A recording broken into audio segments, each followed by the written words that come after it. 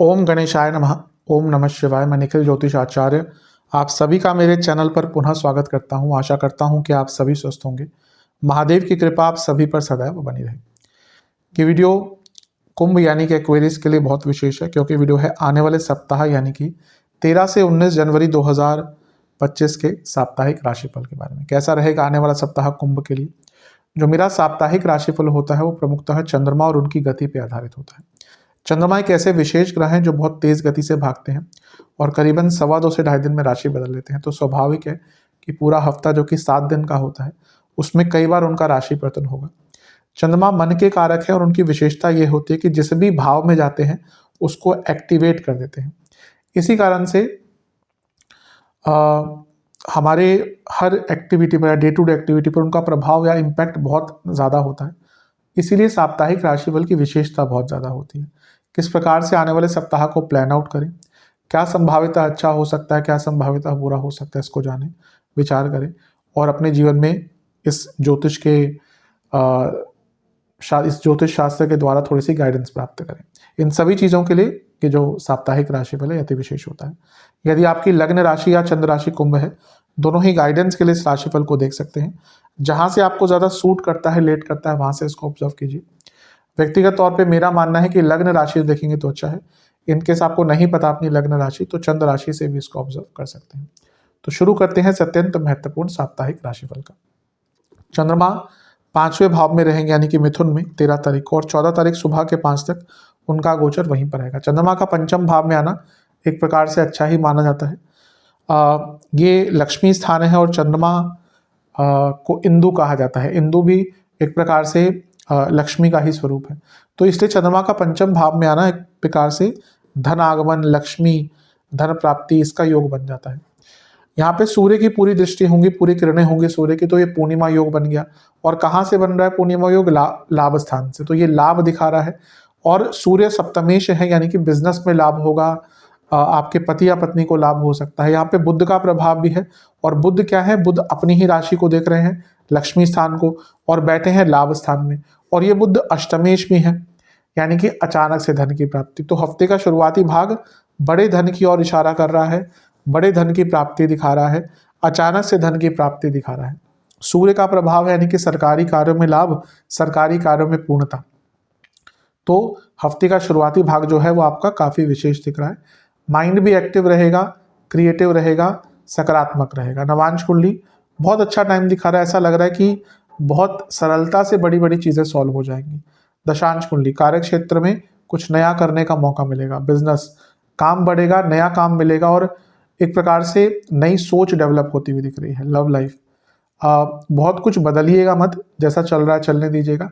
सरलता में खुशियां ढूंढने की कोशिश कीजिएगा। वैवाहिक जीवन, समय दीजिए अपने लाइफ पार्टनर को, बहुत इसकी आवश्यकता अनिवार्यता दिख रही है। स्टूडेंट्स सब अच्छा है लेकिन मेंटली बहुत एग्जॉस्टेड रहेंगे, ब्रेक लीजिएगा, एक्स्ट्रा करिकुलर एक्टिविटीज़ पर ध्यान दीजिएगा।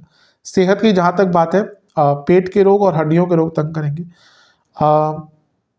जोड़ों का दर्द भी रह सकता है। सर्वाष्टक में आपका तीसरा घर बली है। एक बहुत उत्साहपूर्ण हफ्ते की शुरुआत दिख रही है।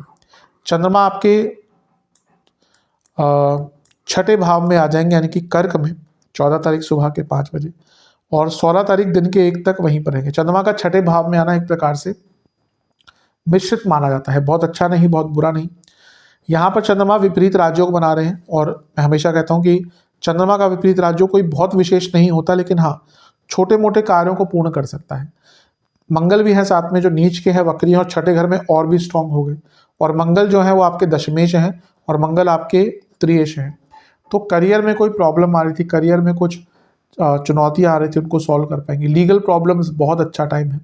कॉम्पिटिटिव रहेंगे, कॉम्पिटिशन्स के लिए बहुत अच्छा टाइम है। इवन अपनी प्रॉब्लम्स को बहुत यहाँ पे सॉल्व कर लेंगे। बस एक ही चीज़ पर ध्यान देना है कि गुस्सा बहुत रहेगा।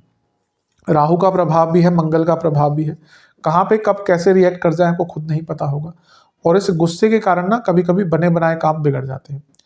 कोई पैसा कहीं अटका हुआ तो वापस आ सकता है। और इवन अगर हम देखें तो कार्य क्षेत्र में अगर आप जॉब चेंज का प्रयत्न कर रहे थे तो हफ्ते का मध्य भाग जो है वो सबसे अच्छा है। यहाँ पे प्रयत्न करेंगे तो आगे चीज़ें बढ़ सकती हैं। गुस्से पर नियंत्रण, इरिटेशन बहुत रहेगा, फ्रस्ट्रेशन बहुत रहेगा, इन चीज़ों पर नियंत्रण। नवांश कुंडली बता रही है कि हर चीज़ पर रिएक्ट मत कीजिएगा। दशांश कुंडली कार्य क्षेत्र में कुछ अच्छी न्यूज़ आ सकती है, जैसे मैंने जॉब चेंज की बात करी, समय अच्छा है। बिजनेस में खर्चे थोड़े से बढ़ते हुए दिख रहे हैं, लेकिन ऐसा लग रहा है कुछ नया कर पाएंगे, कुछ क्रिएटिव कर पाएंगे, कुछ प्रोडक्टिव कर पाएंगे। लव लाइफ, अपने शब्दों को लेकर बहुत ध्यान दीजिएगा, क्योंकि ना शब्दों के कारण अचानक से चीज़ें बिगड़ सकती हैं। यहाँ पर वैवाहिक जीवन, अपने लाइफ पार्टनर की बातों को सुनने का प्रयास कीजिए, समझने का प्रयास कीजिए। ऐसा लगता है कि बातें सुनते तो हैं, लेकिन ना एक कान से निकाल दे, एक से सुनते हैं, दूसरे से निकाल देते हैं, यानी कि उन पर विचार नहीं करते। स्टूडेंट्स, बहुत शुभ समय, हफ्ते का मध्य भाग बहुत अच्छा है। कुछ कार्य अटक रहे थे, कुछ सीखना था, कॉन्फिडेंस डेवलप करना था, बहुत अच्छा टाइम है। सेहत, पेट के रोग, एसिडिटी, आंखों के रोग तंग करेंगे। सर्वाष्टक में आपका सांसों की प्रॉब्लम भी तंग कर सकते हैं। सर्वाष्टक में आपका नवम भाव अत्यंत बली है, भाग्य का भरपूर साथ मिलेगा यहाँ पे। चंद्रमा आपके अच्छा, एक चीज मैं भूल गया बताना कि सूर्य का गोचर भी इस दिन हो जाएगा, और सूर्य की भी पूरी किरणें यहाँ पर चंद्रमा पर पड़ रही हैं। तो ये एक प्रकार से फिर से कहूँगा लीगल कॉम्प्लिकेशंस, लीगल चीज़ों को, कॉम्पिटिशन्स के लिए बहुत अच्छा टाइम है, क्योंकि और कोई आपकी सरकारी बाधा अगर चल रही थी ना, तो ये हफ्ते का शुरुआती भाग भी और मध्य भाग भी उसके लिए बहुत अच्छा रहेगा। चंद्रमा का गोचर हफ्ते के अंत में 16 तारीख को हो जाएगा, 16 तारीख को हो जाएगा दिन के 1 बजे, और सप्ताह के अंत तक चंद्रमा यहीं पर प्रवास करेंगे। चंद्रमा का सप्तम भाव में आना एक प्रकार से मिश्रित माना जाता है, न्यूट्रल माना जाता है, क्योंकि वो छठे घर के स्वामी है। लग्न भाव को देखेंगे तो छठा भाव उपचय स्थान है, तो जीवन आगे अवश्य बढ़ेगा। चंद्रमा जो है वो शुक्र के संपर्क में आ गए, तो ये चंद्र शुक्र की जोड़ी धन कारक होती है, तो बिजनेस हो, करियर हो, उसमें धन की प्राप्ति दिख रही है। यहाँ पर शनि का प्रभाव है चंद्रमा पर, शनि लग्नेश है, और चंद्रमा यहाँ पर आपके सप्तम भाव में बैठे हैं, जो कि 10वें से 10वां भाव है, और यहाँ पे लग्नेश और योग कारक का प्रभाव है।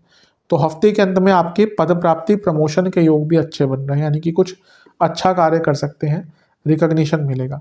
लेकिन चंद्रमा छठे घर के स्वामी है, तो फ्रस्ट्रेशन, इरिटेशन भी रहेगी, बनी रहेगी। हफ्ते की शुरुआत जैसी नहीं रहेगी, मध्य भाग जैसी नहीं रहेगी, लेकिन थोड़ा सा इरिटेटेड फील करेंगे। अब शुक्र जो है वो योग कारक है, चौथे घर के स्वामी है, तो प्रॉपर्टी संबंधित कार्य और भाग्य का भी भरपूर साथ मिलेगा शुक्र के कारण, और लक्ष्मी तो है ही। और शनि का प्रभाव है, तो ये विषदोष बनता है। इसमें क्या हो सकता है ना कि आपके लोग आपसे जलेंगे बहुत, यहाँ पर अपनी पब्लिक इमेज को लेकर कॉन्शियस रहिएगा, और मैरिड लाइफ पर भी थोड़ा सा ध्यान दीजिएगा। नवांश कुंडली बता रही है सब कुछ अच्छा है, लेकिन एक उदासीनता का भाव रहेगा। दशांश कुंडली, कार्य क्षेत्र में पद प्राप्ति, रिकॉग्निशन का योग बन रहा है। बिजनेस अच्छा टाइम है, लेकिन जल्दबाजी नहीं, बहुत सरलता और सावधानी से आगे बढ़ना है। लव लाइफ, ज़्यादा कंट्रोलिंग मत बनिए, ऐसा लग रहा है बहुत कंट्रोलिंग, बहुत डिमांडिंग होते जा रहे हैं, इसके कारण दिक्कत आएगी। वैवाहिक जीवन, बहुत कम बोलिएगा, जितना हो सके कम बोलेंगे। मौन व्रत सागर रख सकते हैं तो अच्छा, क्योंकि जहाँ बोले वहीं पे झगड़े। स्टूडेंट्स, आप थोड़ा सा ना आपको कह सकते हैं कि चालाक बनना पड़ेगा, क्योंकि ऐसा लग रहा है आपके आसपास के लोग आपका फ़ायदा बहुत उठा रहे हैं, और ये आपको ज्ञात नहीं हो रहा। सेहत के अनुसार नसों के रोग, हार्मोनल प्रॉब्लम और किडनी, गॉल ब्लैडर की अगर दिक्कत ऑलरेडी है तो दिक्कत या परेशानी बढ़ सकती है। सर्वाष्टक में आपका फिर से भाग्य स्थान बली है, तो भाग्य का साथ भरपूर मिलता हुआ दिख रहा है। उपाय के स्वरूप में शनि चालीसा और बजरंग बाण एक एक बार पाठ करके शनि देवता को और बजरंग बली को एक एक सरसों के तेल का दिया अर्पण करें। आशा करता हूँ कि वीडियो काम आएगी। चैनल पर नए हैं, सब्सक्राइब कीजिए, वीडियो को लाइक कीजिए। मिलता हूँ अगली वीडियो में, तब तक के लिए ओम नमः शिवाय।